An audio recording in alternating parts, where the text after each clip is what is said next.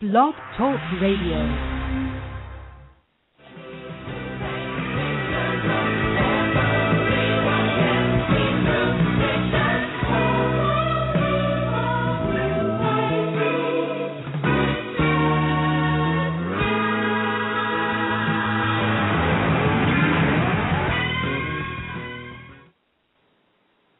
Hello, everyone, and welcome to AMO Art Chat. I'm Linda Fisler, and this evening we have a very special guest with us. Sherrie McGraw will be joining us to talk about her book, The Language of Drawing,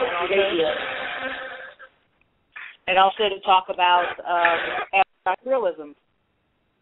So, wanted to take a few minutes and talk a little bit about that book and everything. So, you know, it's a best-selling book, and a lot of the artists actually think of it as a Bible because it helps us with our drawing skills. And that has to do, you know, a lot with the beginning of a drawing and how successful your painting, and then how successful your painting is going to be later on as you come to the finish. A real strong start equals a great and very strong painting, and I'm sure Sherrie will tell us more about that. And also in the house tonight we have Blanche McAlister Harris and Barbara Coleman, who are my two co-hosts. So I wanted to say hello to Blanche and bring her in now. How you doing, Blanche? Hey, Linda, I'm doing really well. How about you? Oh, I'm doing better, thank you. So had a wonderful time in Yosemite and relaxing after Weekend with the Masters, which was you know, a really great 3 shows and very, very busy time. And Sherrie was also at Weekend with the Masters, so we'll talk with her a little bit about that too. But other than that, I know you guys had a great time. Yeah, it was a lot of fun, and I need to write a couple blogs, I think, out on my website about all the stuff that happened and how much fun it was. But it certainly is worth going to if they do have one in the future, and it was a lot of fun seeing them, and the participants were having a great time with all of the instructors, and it was just busy from sun up to sundown, really. So just a great time. Yeah. So what that have you been up to? Well, I've been doing a little painting over the last few days. The weather here is just beginning to feel like fall. It's cooled off and the humidity has gone down, and beautiful blue sky, so I've been taking advantage of that. Good. Getting a little bit of outdoor painting. Oh, good. Good. That'll always test the skills. Yeah. All right, and then we have Barbara, too. How are you doing, Barbara? I'm doing very well, thank you. I was just saying before we went on air that I just was rushing to wash the paint off my fingers. I'm painting for a show up in Denver, up in Evergreen again. Their miniature masterpiece show I've been invited to be in. So I'm busily working every day, and I'm very eager for any advice Sherrie can say about painting in general. But it's good. I just finished painting a little mountain stream with a big pile of boulders in the foreground, and I've been told that rocks look like they should hurt, and I think these ones do. So that's one mark of something. So I'm doing very well. Yeah, well, congratulations on doing your show, too. Yeah, I'm really excited about that. Good. So let's bring Sherrie in. I'm going to do a little bit of an introduction for Sherrie. I'm sure most of the artists that are listening know all about Sherrie, but for those who don't, Sherrie McGraw has been at the forefront of American art scene for over the last 30 years. And as a young woman in Oklahoma City in 1978, she was urged by her teachers, Richard and Edith Getz, to move to New York and study at the same Art Students League, where they studied within the lineage of Robert Brackman and George Bridgman. In her initial years at the League, she studied primarily with legendary artist David LaFell, but also learned anatomy through Robert Beverly Hale, and John, I'm going to say this name wrong, Zahorik, I think is what it is, and Sherrie, if I'm wrong, you can correct me, at the New York Academy. And then just after a few years in New York, she was already proceeding to make her own way as an exceptional artist, and began exhibiting and winning awards, in shows at the Salmagundi, the National Arts Club, the Washington Square Outdoor Art Exhibit, the Pastel Society, the Hudson Valley Art Association, and many more. By the time she was 30, she was teaching classes at the Art Students League, having been asked to take over those of Thomas Dougherty and Gustav Rehberg, and as well as conduct her own classes.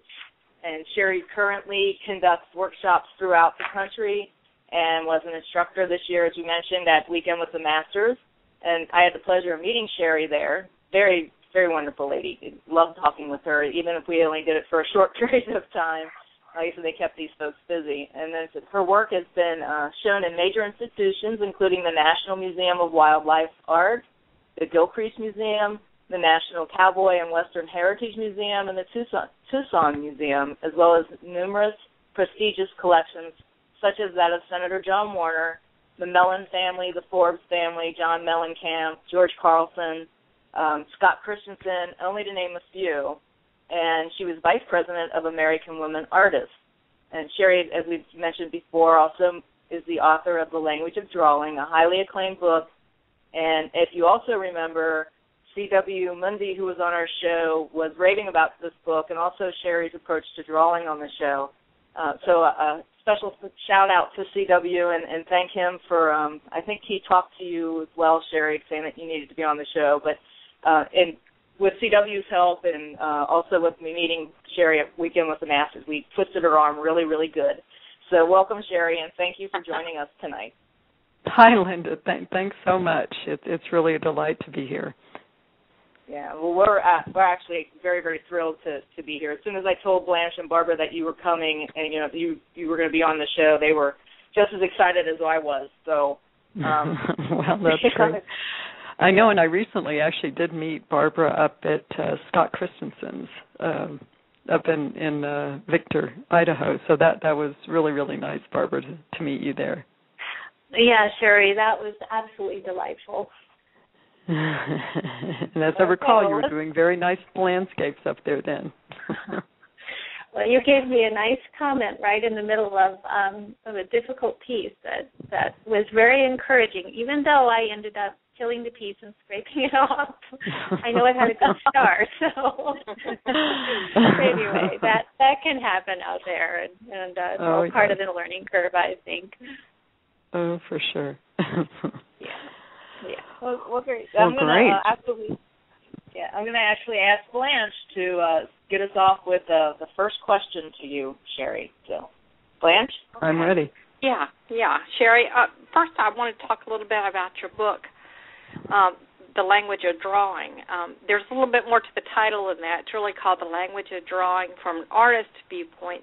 Can you tell us what makes your book different from other drawing books that we artists may already have? Yes, no, I'd be happy to.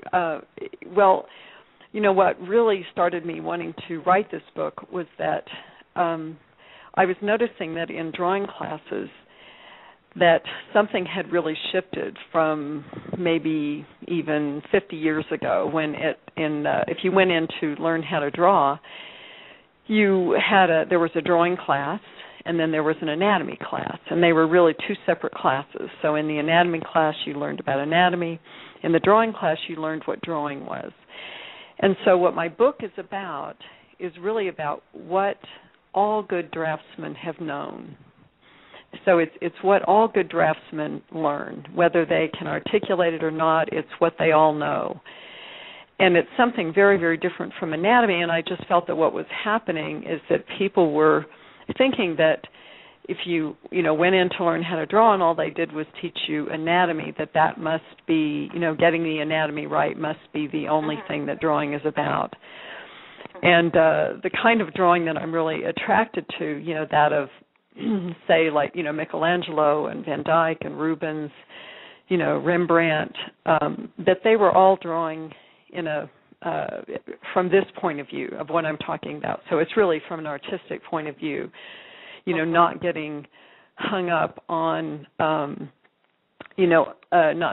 on anatomy. And interesting that you should, when Linda mentioned John Zahorik, and I took an anatomy class from him, and he was really, really phenomenal.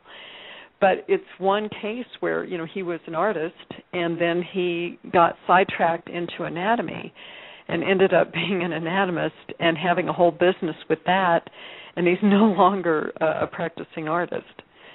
And so, I mean, that's an extreme example, but it's what can happen, you know, where you get so sidetracked that you lose sight of the thing that you're really trying to do, which is to really capture the life of a subject on a flat surface, on paper.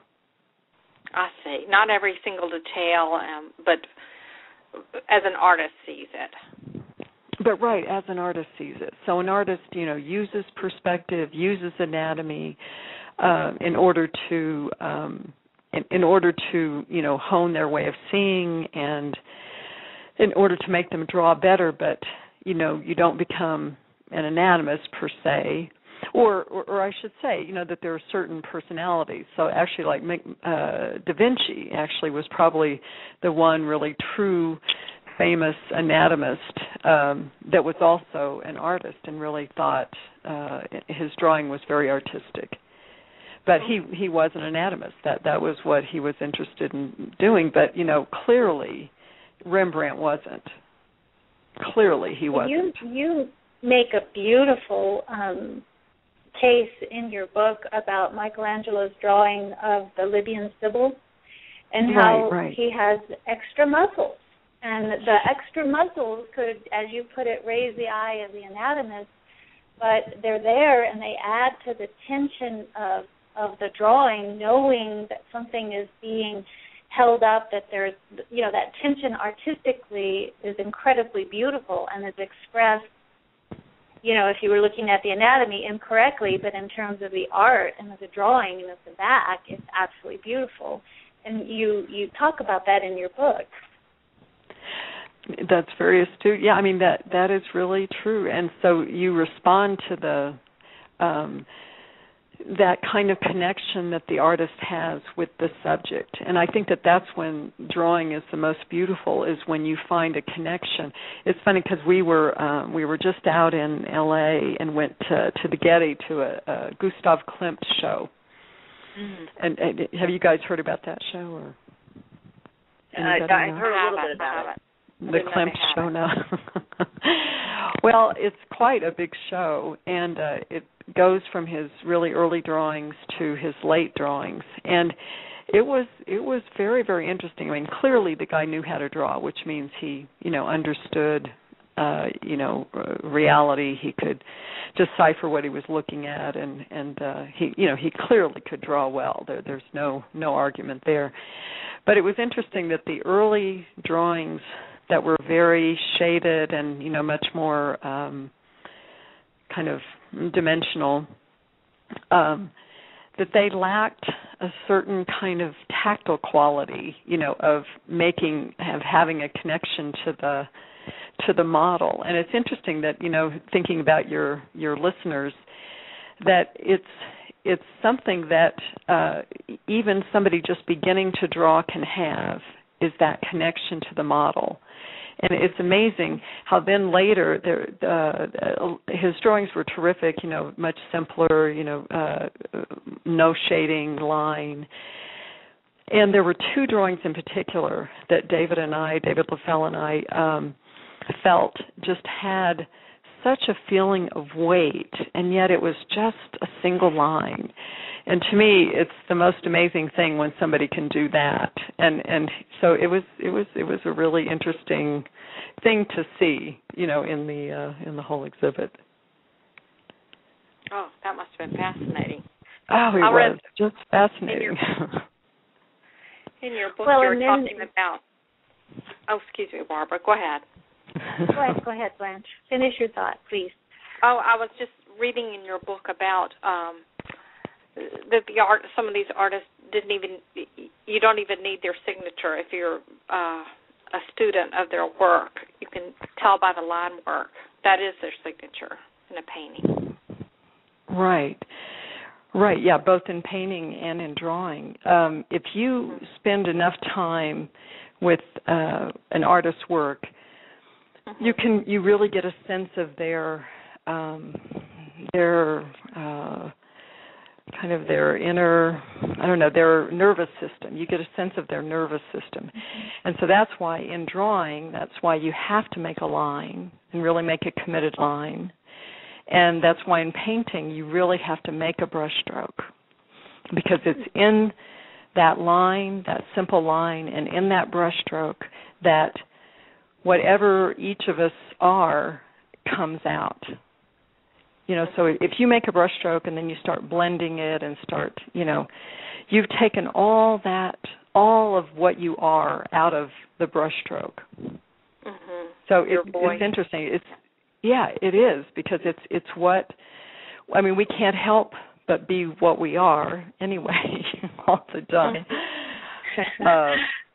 I know, it's like good for good or bad. Well, it's also true when you do that brushstroke that you're looking at a shape, and often if you start to second guess that shape and that kind of visceral connection to what it is you're painting, you dilute the shape, you can lose the value, and you end up with some wimpy little shape that's been blended out, and you've lost your original vision, your original decision, and that shape that was described by that brushstroke. Well, yeah, that is true, and that is a whole other discussion, which I know we're going to get into when we get into abstract realism. But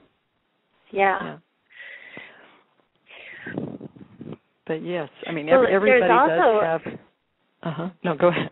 Well, I was going to ask the question of in the description of the book. It says, now it's easy to connect beauty of line with beauty of form.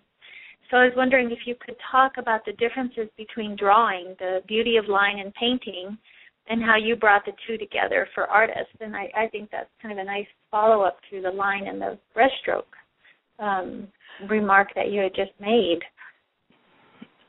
Okay. And when in thinking about this question, I do make a distinction, about the two languages. So drawing, as I see it, drawing is a linear language.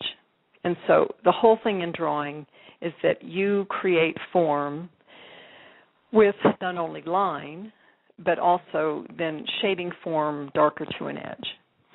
And so in the language of drawing, it reads for us to model in the light and model in the shadow, because what we're doing is we're creating form. And so for any kind of a realist, that's your number one goal, is to make something look real and have form.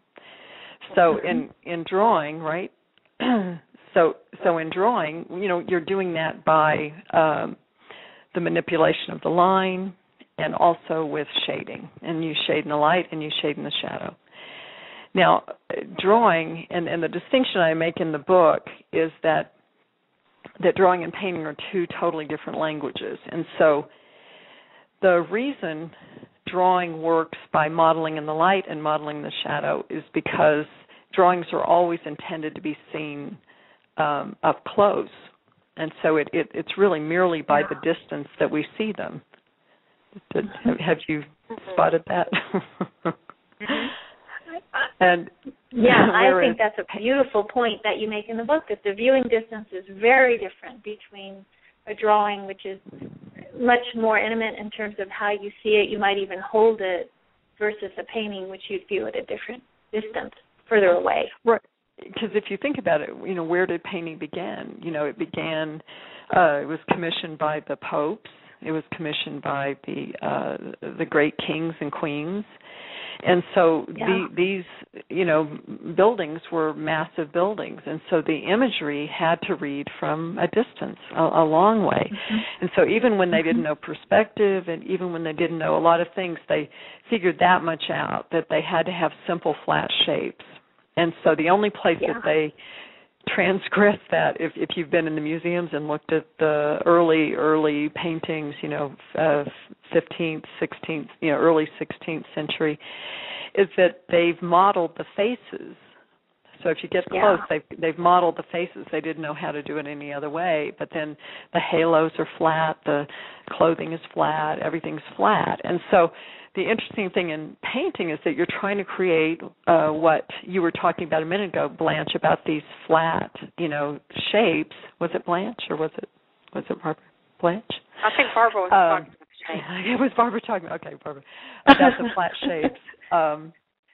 And so that's what's going to read, and yet how we make it look dimensional, we, use warm and cool, warms and cools in order to give the illusion that something has form. Something recedes with the cools and advances with the warms. Mm-hmm. Mm-hmm. So kind of a miracle, a visual miracle. Amazing. It's interesting as well, Sherrie, when, I play with drawing. I do not think I'm a very good drawer, but with that in mind, when I play with drawing and you make the comment about it being, it's the beauty is in the line, I mean, even in the light area, we'll end up putting a line to define that shape, okay? And right. we may choose to keep the value the same in our painting and make that a color change in the light right. area, or similarly in the dark area. So I guess that to me that's also a big difference. Like, when I do my drawing as a person that's doing the sketch beforehand, I'm typically thinking of my values and not so much the shape of a boat or the shape of a tree, but more, I'm already thinking in my mind where I place that edge line of a tree that I'm probably just going to let that meld into a color change of the same value. So, and this is in a preparatory sketch that you're doing, yes, Linda? Yeah. It would never be a drawing that I would, frame and put on my wall, unless it turned out really, really good, but they typically don't. But that's another reason. There's a whole other reason why that happens. But yeah, it's a preparatory sketch that I do so that I can get, and we'll talk about it a little bit later too, that abstract foundation going. That makes the whole painting stronger. That's viewable from afar, right? Exactly. That's the whole key, because, painting, is a communication, and so that is the first thing in the communication is that we've got to somehow make somebody interested from a distance, so that then they'll even come to our paintings. And then once we get them there, then there's all kinds of things to keep them there. Mm-hmm. Right. Mm-hmm.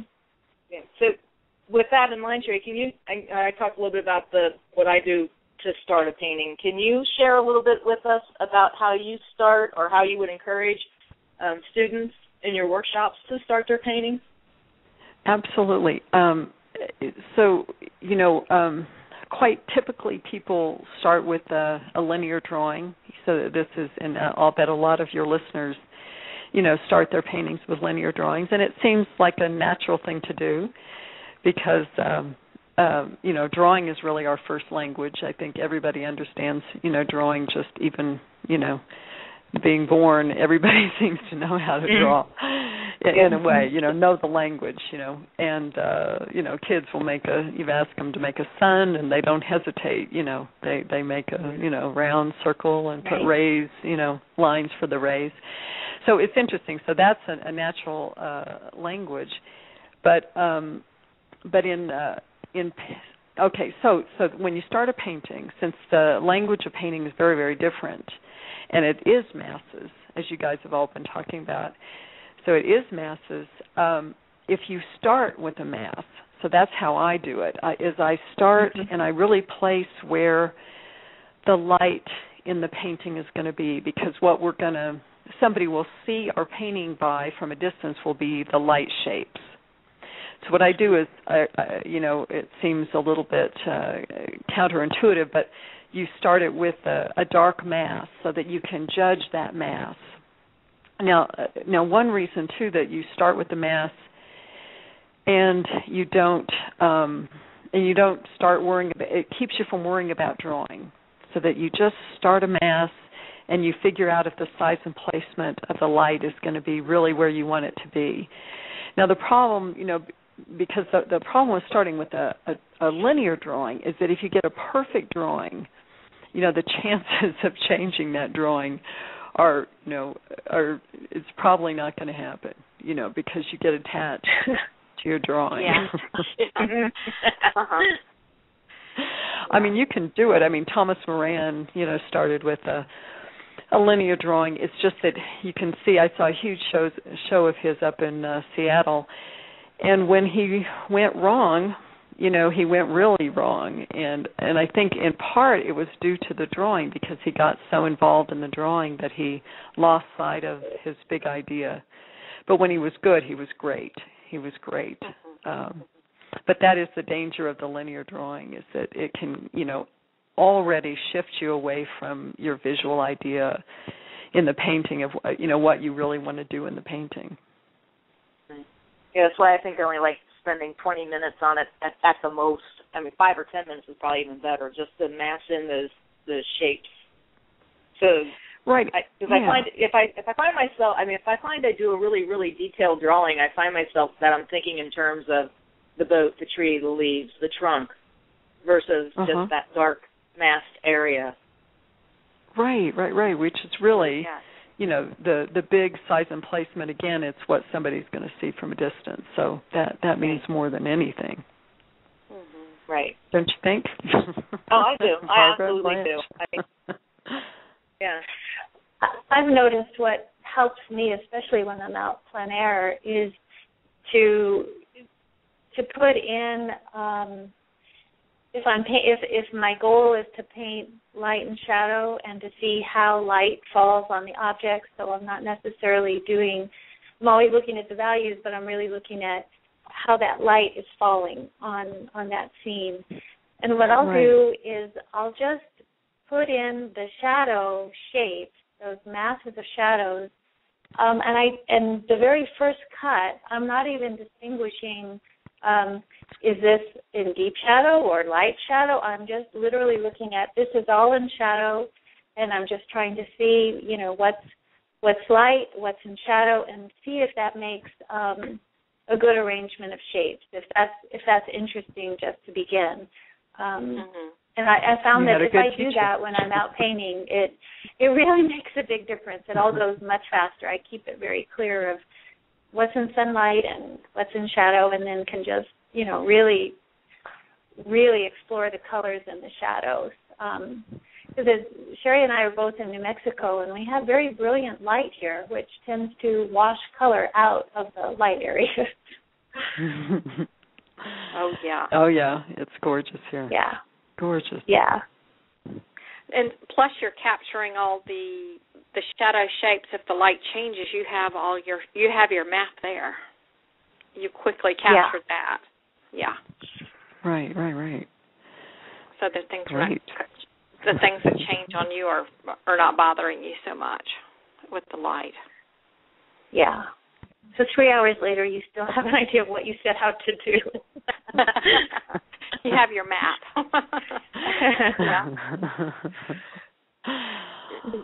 Sherrie, let me ask you, gesture is an important part of capturing your subject, and it's not just something for portrait painters to understand. We take gesture into the landscape paintings. The gesture of a tree or a flower and so on gives it interest and personality. Can you talk about the importance of capturing gesture and provide a few tips on how to do this? Provide a few tips. Well, over the phone. The painting doctor, over the phone. It is hard to describe. We need a visual of this, Sherrie. Okay, well, we'll get creative here. Well, it's interesting because certainly everything that you're learning in drawing is helping your painting. So just the fact that what happens when you do a gesture at all is that, and let's just take the human form because it is, traditionally the way that people learn how to draw. And the reason that is that you have all these different parts. You have the torso, you have the head, you have the arms and the legs. So all these different elements. And what you're trying to do in a gesture is you're trying to see them all as one thing. Now, if you look at it and you start to think of it as Barbara, you were talking about, the trunk and the boat and everything being separate, then then what happens is that everything does come out separate. So you have to see them all as part of one thing, which is what the gesture is.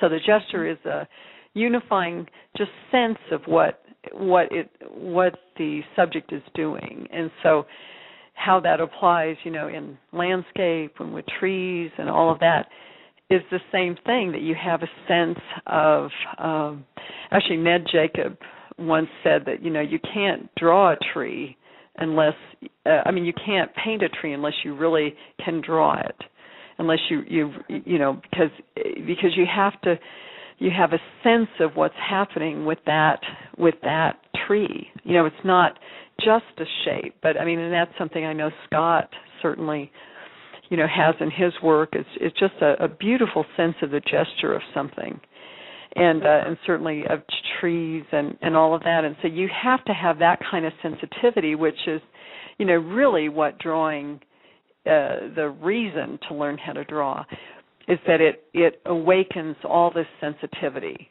to what you're looking at, and you develop a whole kind of knowledge base of weight, of gesture, dimension, all these things that help you then when you get into painting. Then you can just focus on the language, and what it is you're trying to do in the painting.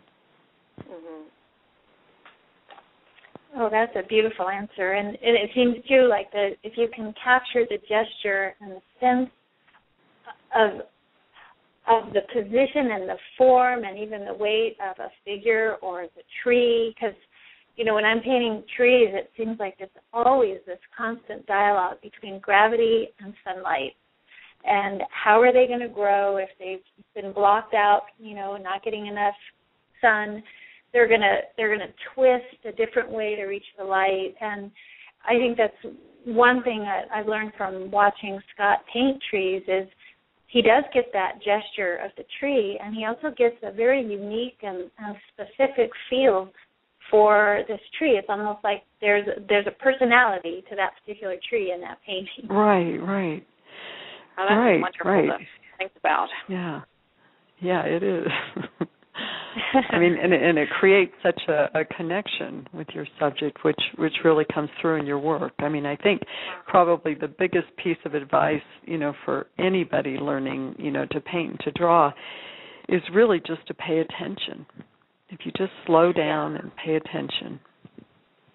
Yeah, observation is just so important. Yeah, because if you respond to somebody else's work, then it means you have that capacity also, because it means you're seeing it. Yeah. Otherwise, you wouldn't see it. So that's a nice thing too. Yeah, it is good to slow down and really look at things and open your eyes instead of just what you imagine is there. Really see what's there. Yes, that is so true, Blanche. And perspective is also an important part of a painting and drawing, and that is easily misrepresented. If the perspective is off, the viewer knows something's not right, and this can cause the viewer to just, quickly move on. So could you help us understand perspective? Because in your book you do talk about seeing without measuring. So what are some important things to remember to help get the perspective correct? Okay. Well, first of all, really, so when you're thinking about measuring, that really has to do with proportion. And so I know my first teacher had taught, to measure, and I'm sure everybody has learned how to do it with the back of a brush, and how to measure things. But the problem, I see with measuring is that if you measure, and you always measure, then you'll always have to measure. So if what you want is to be able to simply see it, then you've got to start trusting your eye and take the time to, when you draw something or paint something, see what that relationship is. And what happens is you eventually start to be able to train your eye, and then it becomes, really for me, it's become more accurate than measuring. Mm-hmm. So have you guys ever tried that? Or No. I have not. That's a No. new concept. That's a great idea. Well, I love that when I read it in your book, because I actually taught drawing at the University of New Mexico for 11 years, and I taught in the Department of Architecture, but I was fortunate enough to work with beginning students, and so we ran the first 3/4 of the studio as an art studio, where we drew from the model, and we drew portraits, and we'd go outside, and we would just see the shapes and draw, because it felt so important to me, especially in training architects, that they learn how to see, and that then they learn where their body fits into this environment that they're then going to be creating for us to live in. So proportion became, not only do you have to see the proportions of the human figure, but, like if you go into a public restroom and you're in a toilet stall, why is the toilet stall that wide? You kind of have to know where your elbows are, how a body fits into a space. And the more that we actually drew and had to train their eye, and for me it was always an incredible learning experience every semester. When I read that part in your book, I just resonated very deeply with that, because with enough practice I'd gotten to a point where I could demonstrate and then teach without the constant measuring. And I was so delighted to see so many of these students picking that up, because we all learn from mimicking, and that was and I think that was a very exciting thing. I think the old architects actually really did know how to draw. I mean, the older architects. Did. Oh yeah, my husband's one, and he can draw. Now it's all computers. Yeah. Right, which is interesting. I mean, the same thing with all the art directors. They used to be able to draw too, but now that's all been lost, which is a shame. But and then the thing that your experience then with the architecture and perspective and all of that, I think certainly we could go into perspective, very, very at a very complicated level. But what I explain in the book is that basically you're going to be using two different kinds of perspective at 1 point or 2 point. Pretty much, unless you're, going to be doing a very complicated circular stairway or something like that. In which case, I would get this one book by Rex Vickett Cole, C-O-L-E, Rex Vickett Cole, and it's Perspective for Artists, and it's just an inexpensive little book from Dover Books, Dover Publications. And it will give you the perspective to do absolutely anything. So if you really have a very complicated thing, you can look it up, and he's got it there, and it's really more geared towards artists, not towards architects. Yeah. But basically, the two simple perspectives, 1 point and 2 point, and once you have a sense of what those are and you know what they are, then what it does is it trains your eye so that when you look at something, you can assess what you're seeing, so that you can figure out what has to be happening. And then you eyeball it. I mean, otherwise you'd have to have T-squares and, long pieces of butcher paper or something in order to do it. Yeah, you can't get them long enough sometimes. Right, exactly. You can't. I mean, and so artists want to have these skills, but to the degree that they need them. Was it Turner? It was Turner and all his Venice watercolors and so forth. Well, Turner had some architectural background, and so it's only natural that that's what he would have been drawn to, is this architectural world, and to do it so simply. You could see that his whole focus wasn't to prove how correct he could make the perspective, but it was really a beautiful artistic idea, abstract idea, which we'll be talking about in a minute. Yeah. When I was teaching the students, it was interesting to me that it was such a glorious revelation when you're talking about vanishing line, and the students are looking at you like, what? And then you're talking about horizon line, and they're thinking about a literal horizon line out there that they can see where the earth meets the sky. and to say, hey, no, actually the horizon line is your eye level, and it goes with you wherever you go. And once you know that that horizon line is based on you and it's coming from your brain and your eyes and how you look out, then you'll start to see, based on where you're standing, you know, or sitting or whatever, the whole perspective is going to change based on you. And that was always, you know, a huge breakthrough for folks. It's like, oh, it's not this abstract thing I'm having to learn from a book, but it's really a visual experience that I can embrace and learn viscerally. Right. Yeah, that's a great point, Barbara. Yeah. So, are there any other questions or that we want to cover on the language of drawing or gestures or perspective before we move into abstract realism? Oh, I just love the idea of just sort of learning more about 1-point and 2-point perspective, but don't take it too far, and then it teaches you just to look out there and know what you need to look for. Right. I mean, it's the same thing with. Well, it can be, and it's the same thing, you know, with anatomy. I mean, you know, there are certain people, like there's, you know, Robert Liberace. I don't know if you guys know about him, but, you know, he's probably one of the foremost anatomists, you know, today. I mean, he knows absolutely everything in the body, every origin, every insertion of every muscle. He knows, you know, everything, and which is phenomenal. But even he says, you know, that in part it's his quirk that this is what he wants to. He enjoys knowing it at that level. I mean, just like it was with John Zahorik, but it isn't necessary. It isn't necessary. Yeah. I think that's what also, you know, your listeners, you know, might want to realize too, is that there's a lot of things with artists that are just peculiar to their personalities, and you have to weed through that to realize what's really necessary. You know, so my particular mind doesn't work that way. That to need to know every, you know, origin, insertion, every name of every muscle.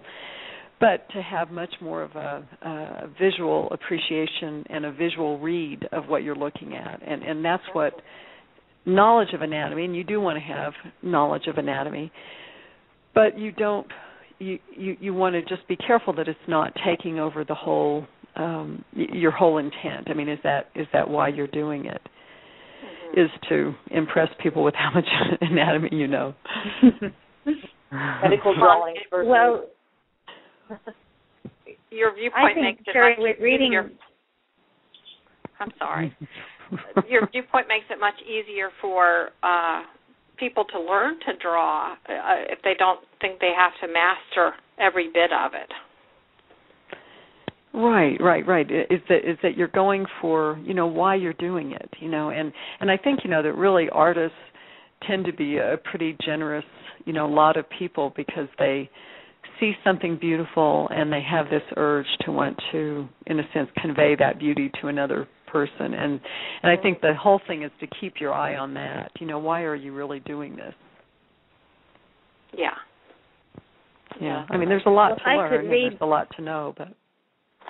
Yeah. I have your book in front of me, which is a constant source of inspiration, Sherrie. But I would just like to share with others, there's several lines in here that I think pertain not only to art and to drawing, but they have the level of a spiritual truth for me when I read them.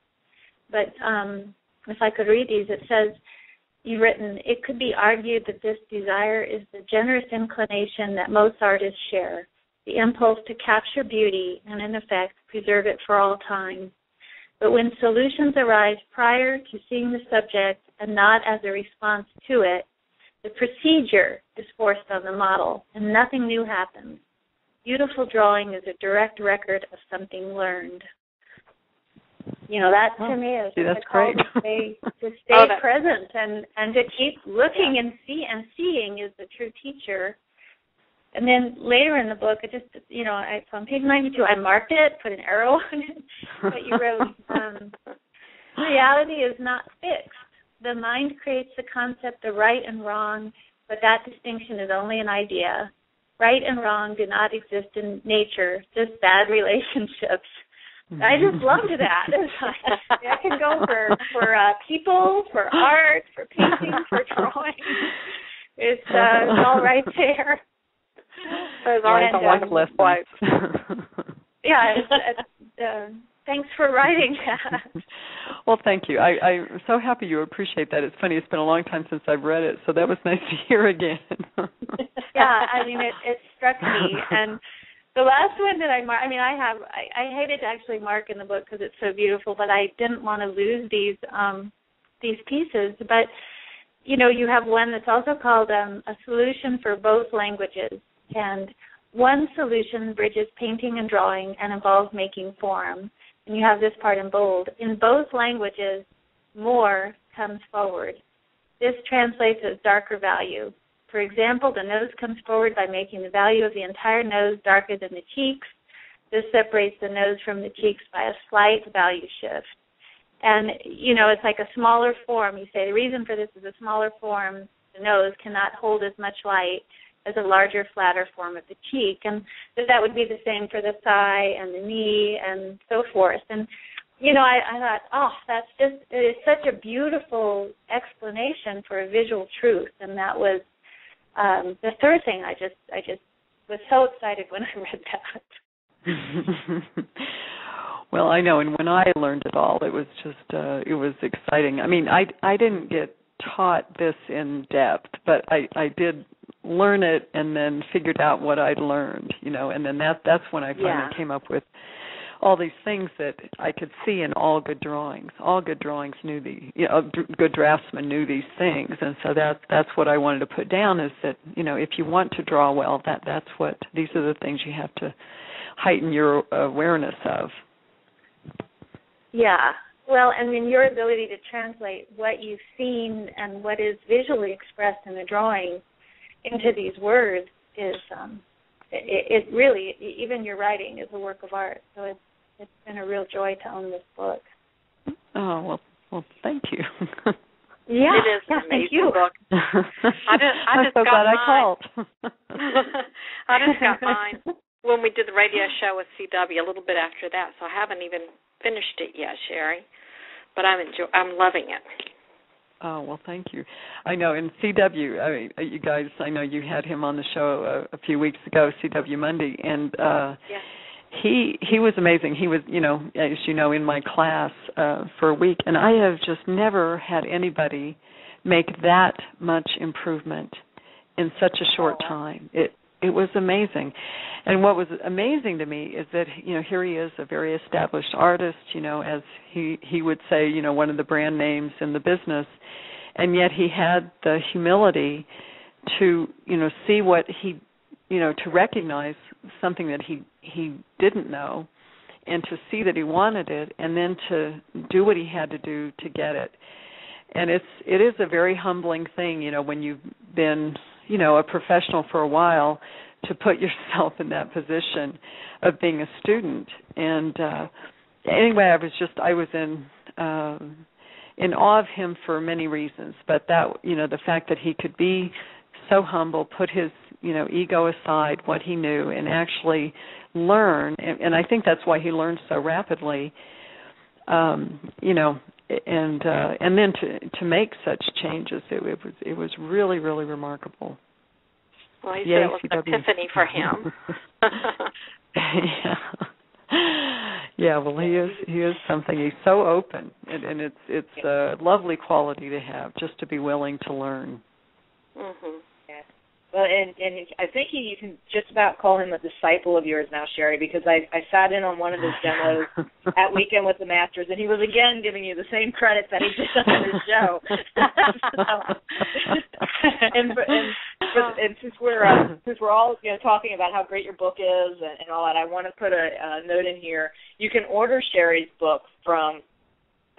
Sherry, tell us your website where they can order the book so that we get it right. Yes, you could order it at www.brightlightfineart.com. So you'll find it there, and we have actually a very special promotion going on until October 31st, so you can find that there. Great. There's also a link on the show page to Bright Light Fine Art. Is that what you said, Sherry? I'm sorry. Yes. That's yes. Right. So there's a link on the show page too. If you scroll down, you'll see that link. You can go there to order Sherry's book and see the special offer that she has going on. So we've got about 40 minutes left, believe it or not. See how time flies when we're having fun. Oh my gosh. So I know. This is sad. And you've got some things that you need to move on to as well, Sherry. So I appreciate you coming on the air with us. But I do want to talk about abstract realism for a minute, or two. And I think it's important for our 40 listeners to understand. Or 40, yeah. Well, 39 now. But who's counting? I think it's important for our listeners to understand what abstract realism is. So can you provide us first with a little definition, if you will?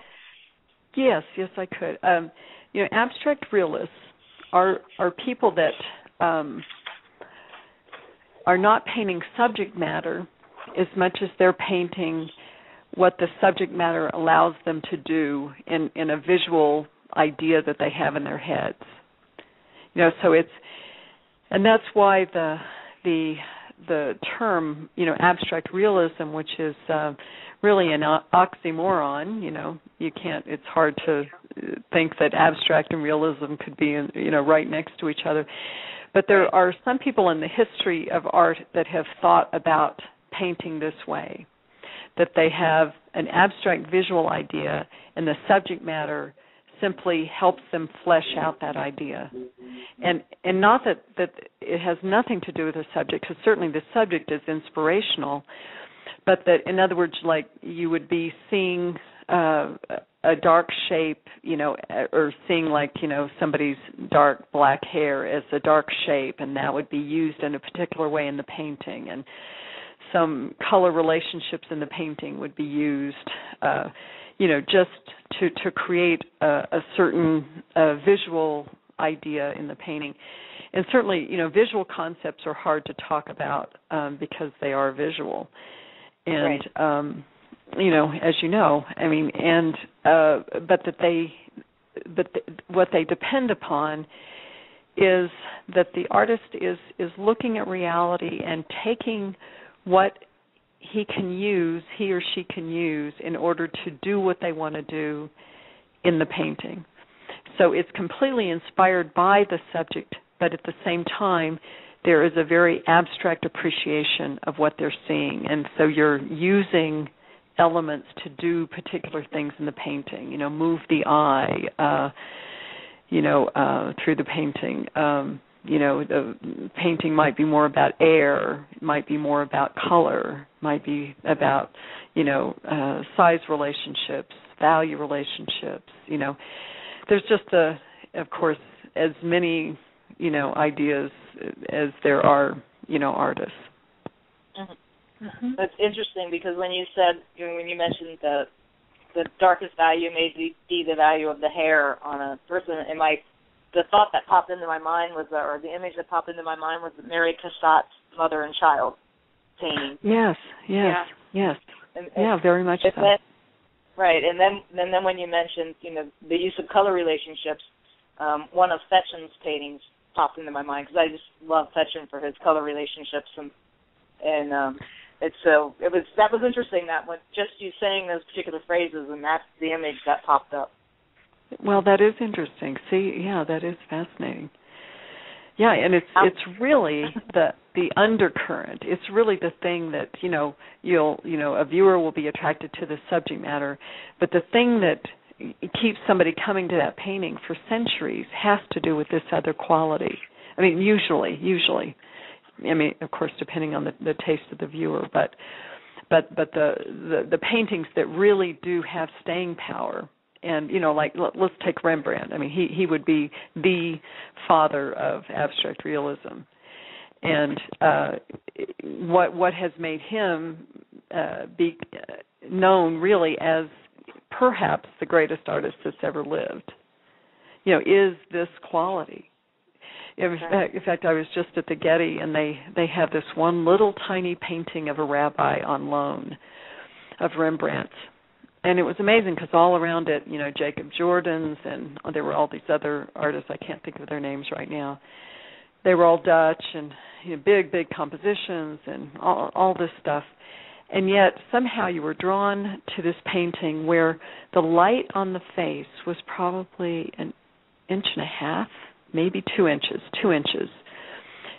by 2 or something. And that was the whole painting, basically. I mean, all the other stuff was kind of background, his, clothing and everything else, the background. And yet that little 2-inch by 2-inch piece of painting was so compelling that it made you want to look at that and not anything else in the room. Wow. Isn't that amazing?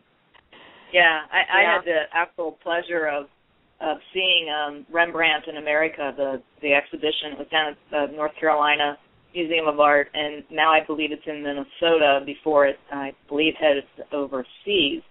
But that whole Rembrandt in America was paintings that were attributed to Rembrandt before that are now in question, right next door, right? I mean, you have one that's now in question right next to one that Rembrandt signed and is definitely a Rembrandt. And it was interesting to walk through there and see that. And they actually made a PBS show out on, it was just on the other night, so it's probably out on all the PBS stations to come, where they had people talking about how they are going back now and looking at Rembrandt's style and saying that, he probably may have painted the face on this one and the student finished, the areas around him. And so it was really interesting to hear them, decipher and how they're deciphering, Rembrandt's code, if you will, to figure out what truly was a Rembrandt and what is not.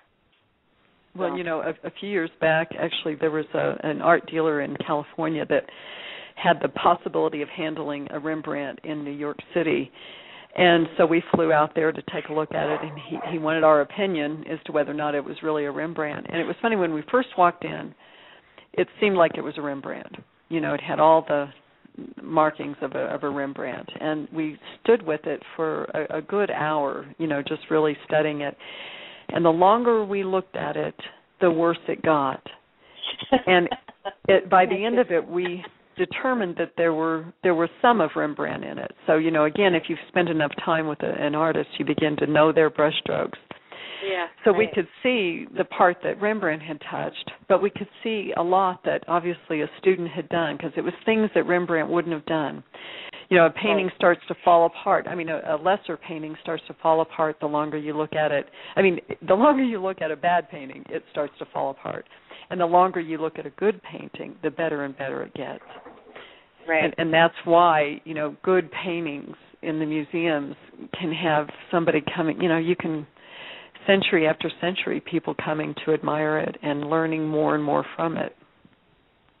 Yeah, and it's so true. That is so true, because I don't consider myself a student of Rembrandt. I don't study him a lot, but by the time I got through that, the ones that were really pulling my eye, that I really wanted to go back and revisit, were the ones that were, no questions asked. This was totally Rembrandt.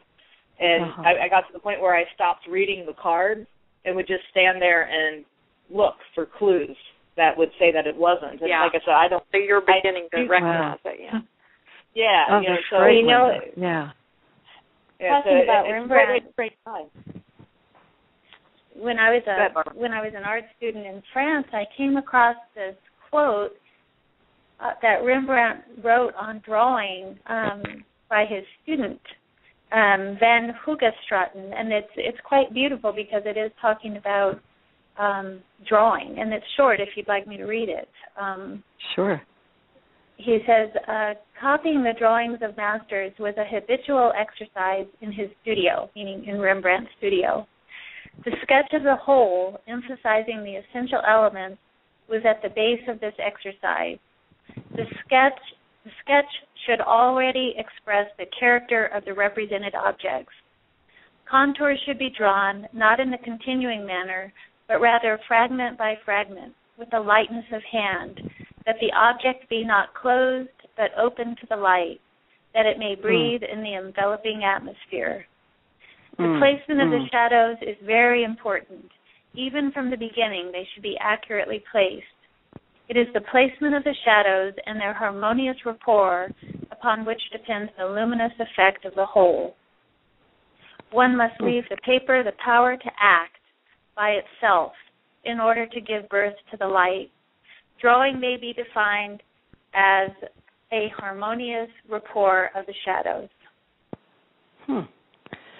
That's which, interesting. I read this and I, having read your book and how you were talking about draw the air around the figure.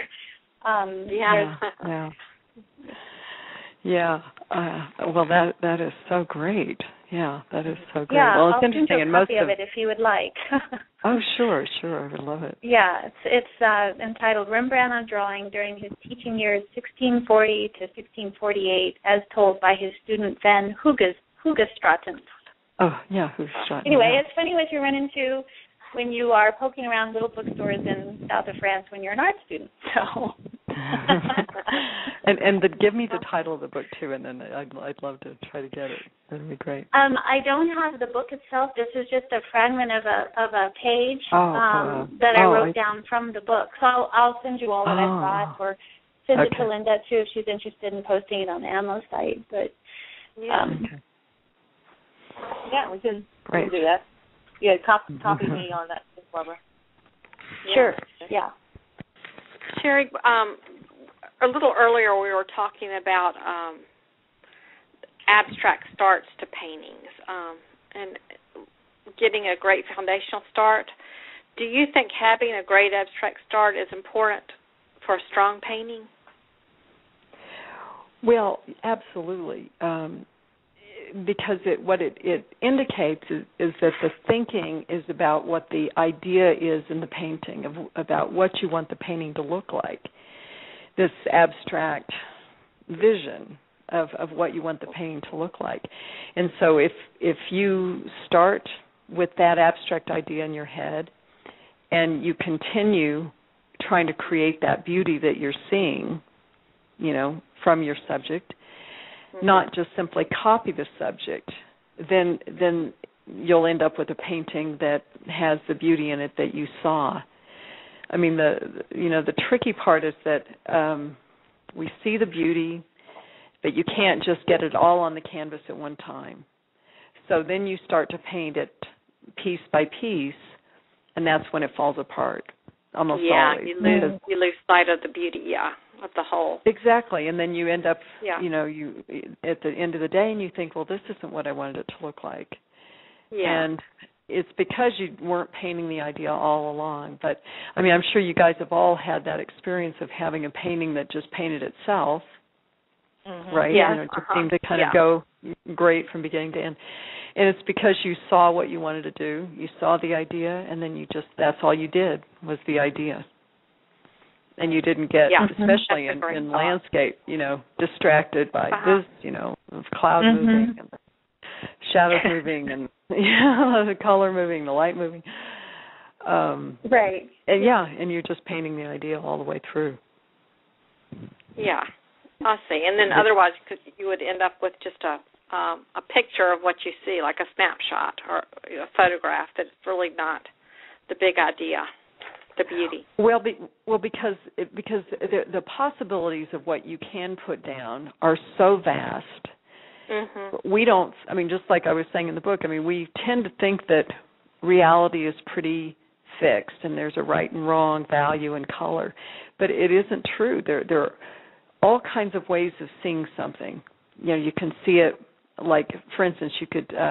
There's this one still life painter, Hofsep Puschmann, H-O-V-S-E-P, and then Puschmann, and he died, I think, maybe in 1965. Primarily a still life artist, and this friend of mine owns a couple of them, and but the same object is in both of these paintings. And in one painting, he has one totally different idea that has to do with color.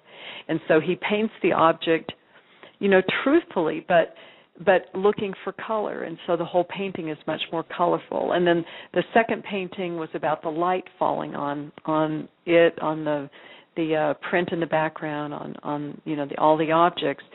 and it's a completely different interpretation of the color of that object, and yet there's no question but it's the same figurine. But there's two completely different points of view, two completely different visual ideas. And so you then extract that information for that idea. I mean that's what people don't realize. They think, well, if I just put down everything that I'm seeing, it's going to look like it, but it won't. Right. Yeah. But editing we have to do. Yes, it's very deceptive. You know, we tend to think it's so black and white, but it isn't. I mean, we really do see through, you know, a scrim of our own life experience and our own way of seeing the world. I mean, it's part of the beauty of each artist because they are seeing through their, you know, their whole being, you know, and that's why different artists' work, you know, is different. Yeah, and talking about our friend C.W. as well, he talks about it being the directorship of his painting. You know, he's got to be the director. Why does a movie win?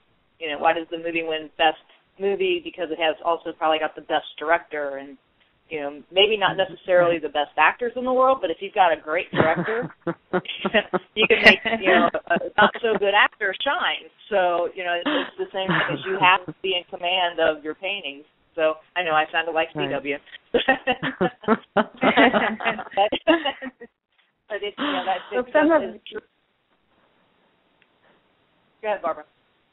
Yeah, I was just going to add, because what Sherrie is saying is, you know, very reminiscent of what Kwang Ho also talks about.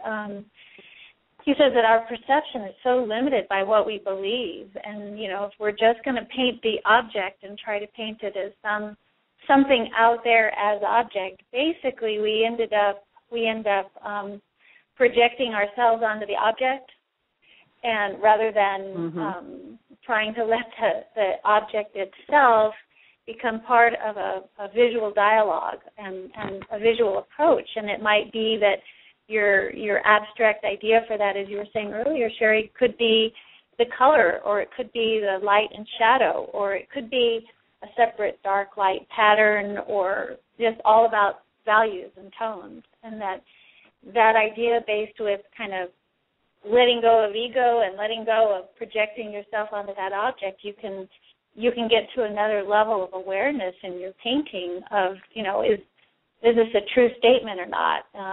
You know, and you're exploring and discovering at a whole other level than just trying to render an object. I mean, that is really an excellent point. I mean, it's so true, and I think that's where, you know, formulas come into being, is that, you know, people want to make sure that they do something reasonable every time, and so they try to repeat the same steps that they've done in a painting.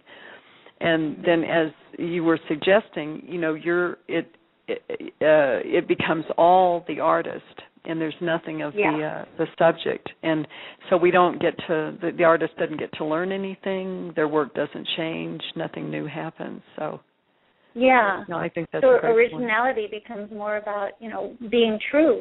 What's true out there, and I think that's such a huge struggle to get out of ourselves and to just let something new come in.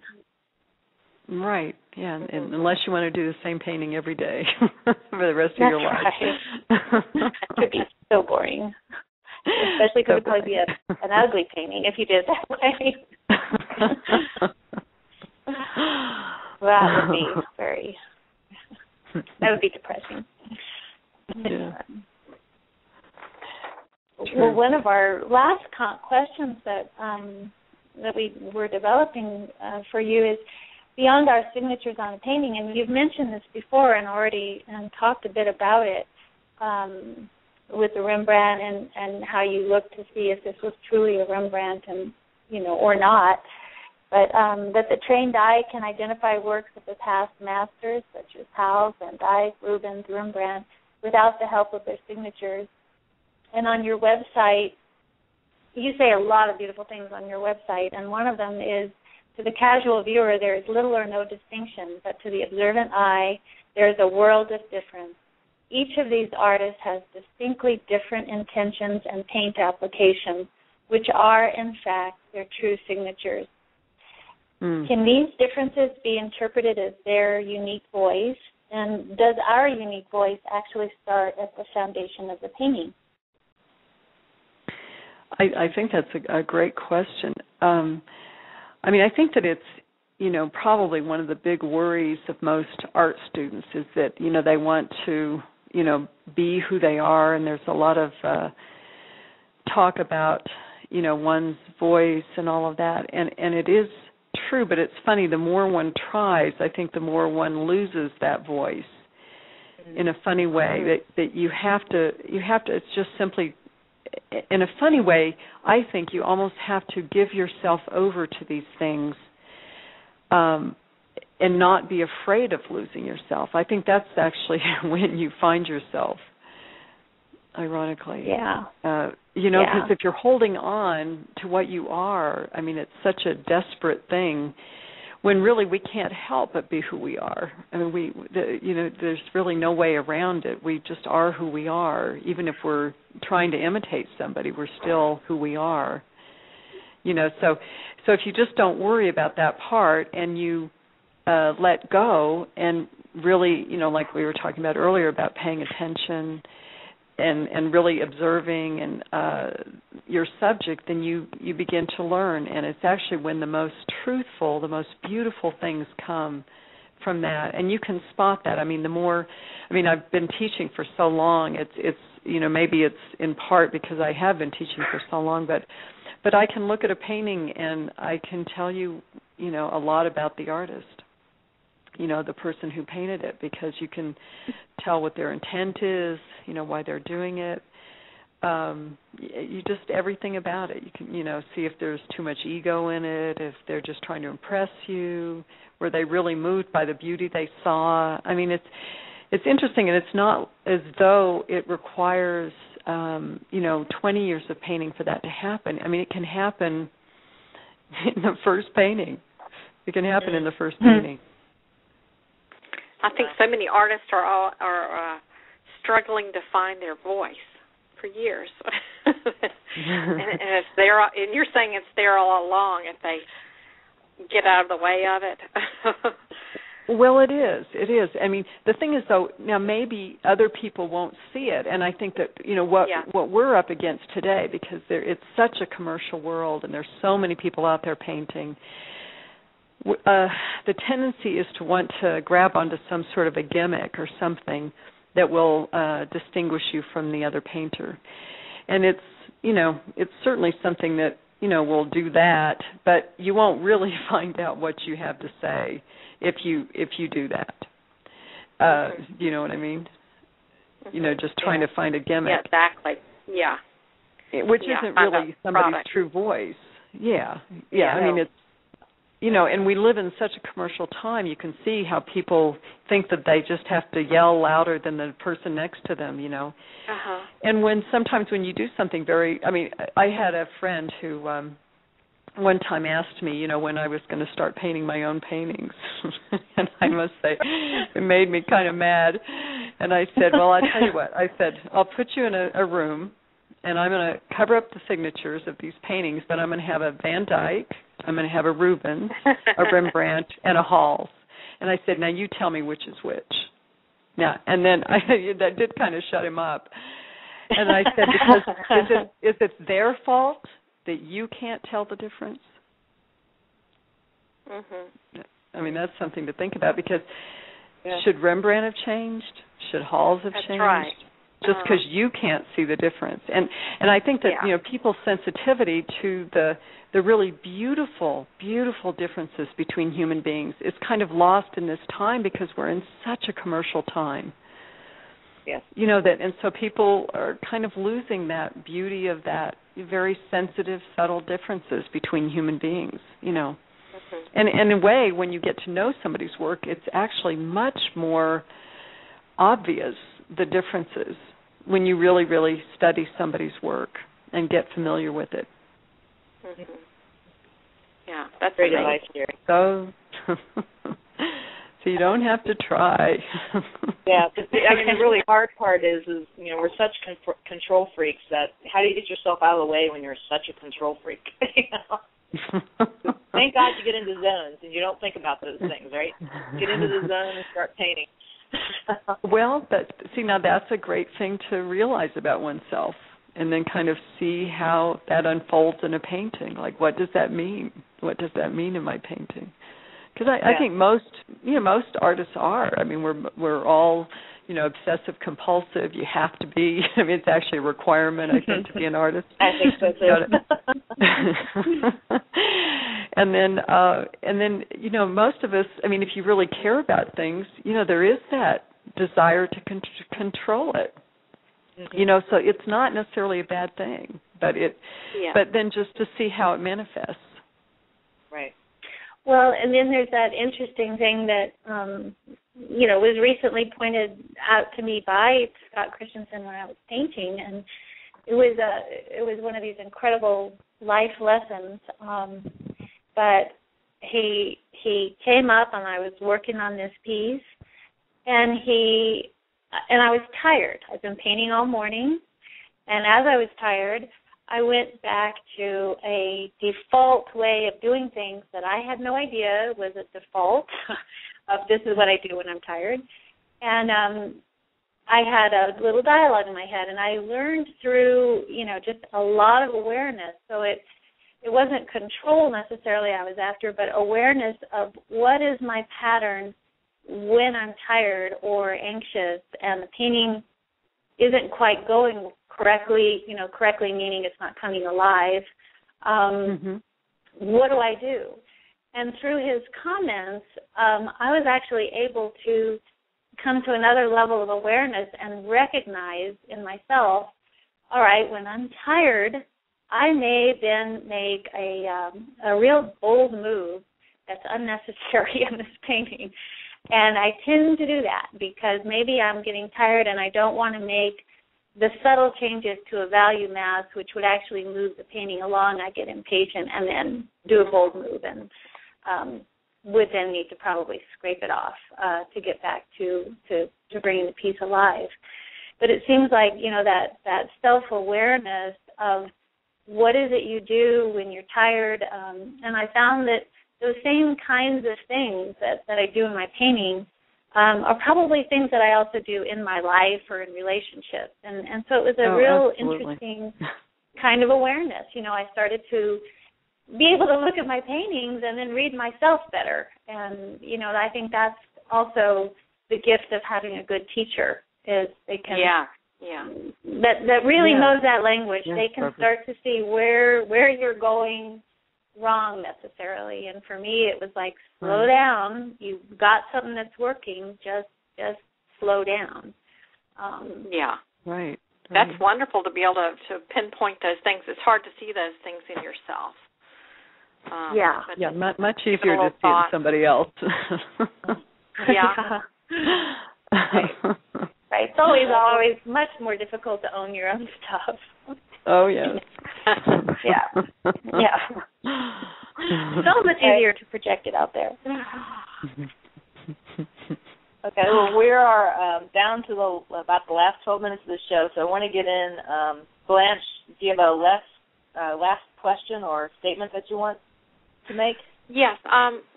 Sherrie, I was looking over your book, and back to drawing again. You were talking about the patience you need in learning to draw and learning to see. You can work on something a long time, but you may have to develop your knowledge of it to actually be able to see it and do it, to actually see it and execute it in the way you should. And I just enjoyed reading about learning to have patience with yourself. I think you were talking about learning to foreshorten something. You had to keep looking at it and doing it and giving yourself time to understand it. Well, and I mean, the irony is that my students learn all of this so much quicker than I did because I didn't really have anybody quite holding my hand through it, so it would have been anyway. But so, yes, I had to figure out all that stuff and why, and it just seems to be the way my mind works. I just have I think a pretty logical mind, and I, like to know, why about things and understand it. So, yes, but patience, I have developed a lot of patience, and I think all artists need to. Yeah, it's hard to have that when things aren't going well, and it can get frustrating. But once I read that, I realized it doesn't all happen in one day. No. Well, and I think it was maybe Paul Strisick. I don't know if you knew him, but he was an Eastern artist up in the New England area, and he said that you can't be the artist today that you're going to be in 5 years. Mm-hmm. And I think for so many of us, we just want to jump to 5 years, but you just have to paint those paintings, make the mistakes, be frustrated, jump up and down, stomp on them, and you have to go through all of that. There's no shortcut. Yeah. But it's all normal. It's all normal. Yeah, I mean, I think that's the thing is that I think, people think it should somehow go, perfect every time, but you wouldn't learn a thing if it did. Right. That's right. Yeah. There's no shortcut. I think we heard that through all of our protege lessons with Kevin McPherson. So. Oh yes, I love Kevin. I just saw him last night. Did you? Oh, okay. Actually, why I didn't answer my email. Okay. That's right. No, we were having dinner up at the St. Bernard, and he was telling me about his trip to China and that he's learning Chinese and exploring a whole new avenue of painting. He's exploring portraiture. So. Yeah, he is. Yeah. And I think he's with Carolyn Anderson is in town, I think. She is, Carolyn NCW. Yeah. They were all there last night. So. Yeah, and I think Kevin is actually working with Carolyn in one of her workshops. I think he's taking her workshop. He is. I'm not mistaken. He is. Yeah. That's absolutely right. Yeah. So I mean, just to know that, I mean, I can't imagine having somebody in like Kevin or you or Carolyn or CW in one of my workshops. Not that you ever would, but it was just, it would freak me out. It's like, I don't know how you guys deal with that. But anyway, getting back to Barbara, last comment or question? Well, I guess I have more of a comment and an appreciation, but I was able to look at one of your paintings at Scott Christensen's house when we were all up there, and I studied it for a bit, and, what occurred to me when I was looking at that is that you had really transcended the subject matter, you really transcended the still life, and what that painting was really about was the harmony of the paint and the colors and the visual elements that you used and expressed, that became the point of the painting. And the thing that just, was just your use of paint itself was luscious. And as I looked at that, it was like the paint in and of itself had such a beautiful, expressive language to it.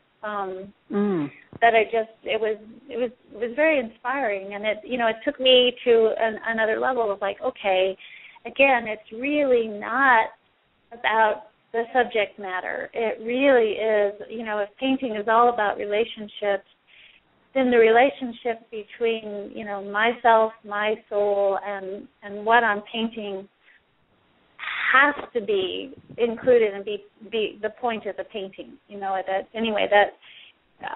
Your painting was so strong, I felt like I was having a dialogue with it, and I just wanted to express that to you, and that was a powerful experience for me.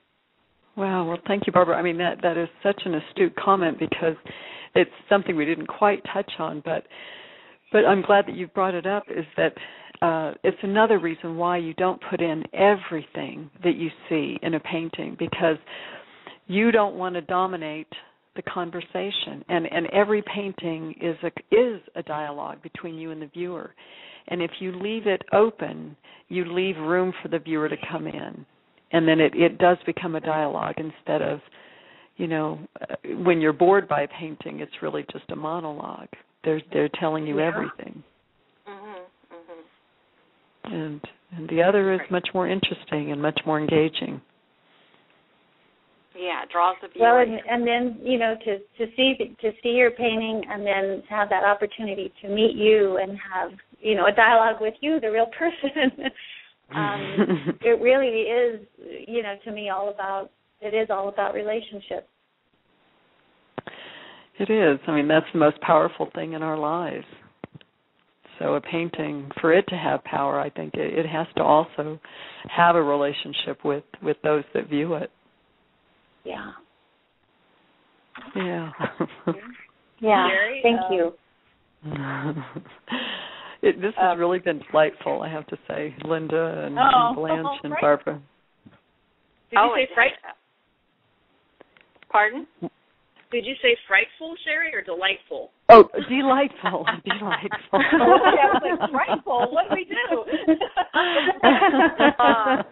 Sherrie, we really appreciate you taking the time to be with us tonight.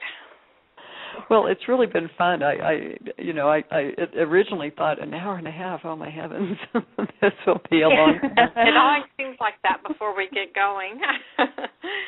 But no, it's been delightful, and I would love to sit around and just talk about art with you guys someday. So let's do that. We would love to have you back, naturally, too. Yeah. So, we'll keep that in mind, and I know how to get a hold of you now. So definitely would love to have you back, and I know our viewers, our listeners would as well. So, what's coming up with you next, Sherrie? What do you have going? Workshops, shows, exhibits?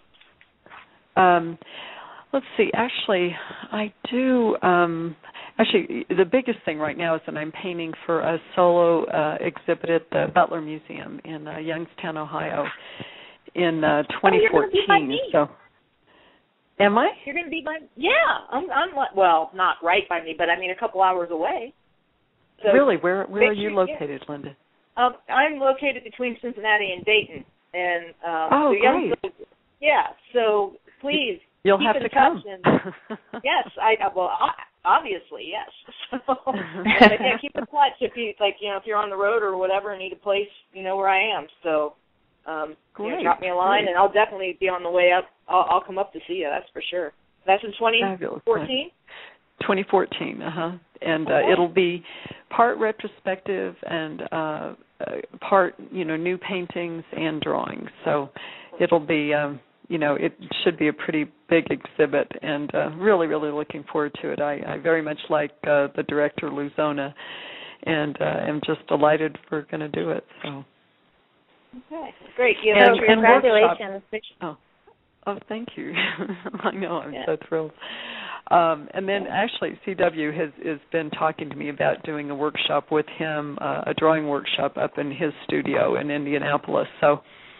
You can watch for that on the Bright Light Fine Art, website, because I'll probably do something next year with him, and he wants to help me. He wants to be my assistant, so that I think he can, really solidify what he's learned and get that much better, and then be able to teach it. So I can't think of a more enthusiastic protege. So.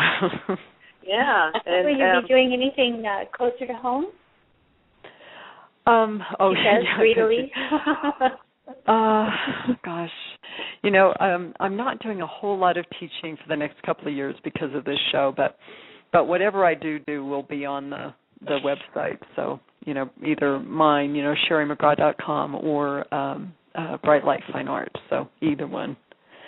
I'll post everything. I'm going to do something in Cincinnati. In Connecticut in May.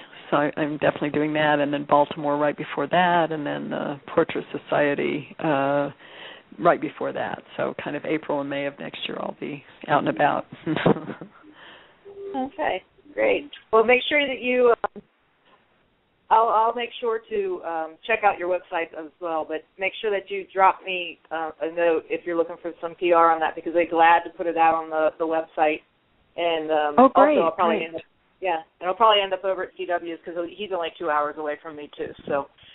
Oh, fantastic. Okay, it's all perfect. Okay. Well, we need to wrap up, and definitely want to say thank you, Sherrie, so much for being with us. And we enjoyed the last hour and a half. It went entirely too fast.